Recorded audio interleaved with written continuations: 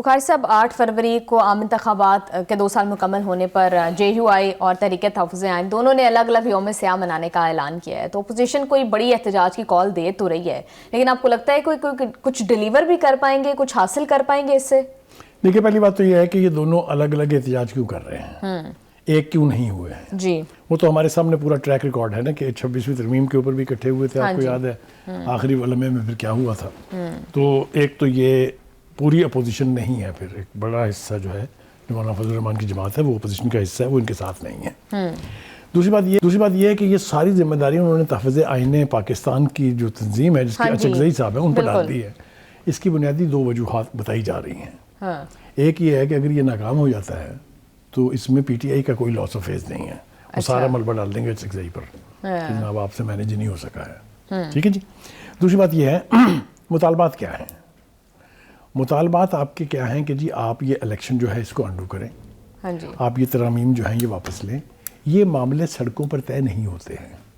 اور میرے خیال سے جو محمود اچکزئی نے عقل مندی کی بات کی ہے وہ کہا ہے کہ یہ احتجاج صرف ایک دن کا ہوگا. بخاری صاحب کیا سڑکوں پر, یہ اس لیے کہ وہ نہیں چاہتے کہ یہ بات سڑکوں پر چلی جائے, کیونکہ پی ٹی آئی کا ماڈل جو ہے اس نے کچھ ڈلیور نہیں کیا.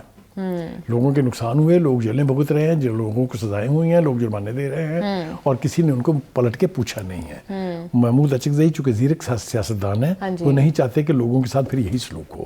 تو بخاری صاحب ایک طرف تو آپ یہ بات کریں کہ وہ ایک دن کے احتجاج کی کال اسی لیے دے رہے ہیں کیونکہ وہ نہیں چاہتے کہ جو ماضی میں ہوا وہ ہو, پھر ایک طرف وہ یہ بھی کہہ رہے ہیں جیل بھر دو, تحریک شروع کریں گے. اور اب تو دیکھیے آپ کو پوزیشن آف اسٹرینتھ سے بولنا پڑتا ہے.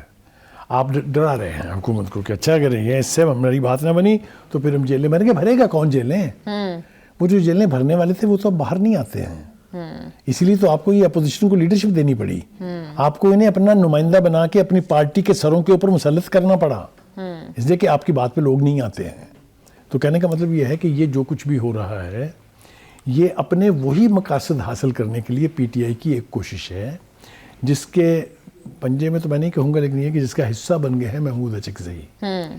کشتی پار لگا پائیں گے کہ نہیں, بانی کی رہائی کا مقصد حل ہو جائے گا کہ نہیں, کیونکہ کوئی تحریک جو پی ٹی آئی چلا رہی ہو یا پی ٹی آئی کی حمایت سے چل رہی ہو اس کا بنیادی مقصد خان صاحب کو جیل سے باہر لانا ہے. کیا محمود اچکزئی یہ کر پائیں گے؟ کیا حکومت بھی اتنی مجبور ہو جائے گی کہ وہ ان کی بلیک میلنگ کے تحت یہ کرنے پہ مجبور ہو جائے؟